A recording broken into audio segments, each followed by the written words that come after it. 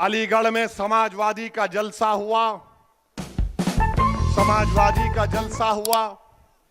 जयंत चौधरी साहब खड़े हैं। अलीगढ़ का 10 साल का एमएलए, उसका नाम क्या है? जमीरुद्दीन, जमीरुल्लाह। अब हाथ पकड़ो, हाथ पकड़ो। अब ऐसा हम कर रहे हैं। अब बाबर आ गया ऐसा, तो मैं ढक लूं बाबर को ऐसा? बोलो आप। तो मैं होता बाबा, आजा बाबर तू भी। मगर जयंत ने क्या किया? जमीरुल्लाह को बोला पीछे हट। 10 साल का एमएलए, यह तौहीन मुसलमानों की। मुझे शिकायत जयंत चौधरी से नहीं है, मुझे शिकायत तुमसे है। तुम गए क्यों? ये तुम्हारा मंच है, तुम यहां पर आओ, मैं कंधे में बिठाने तैयार हूं तुमको। आओ जमीरुल्लाह, यहां बैठो।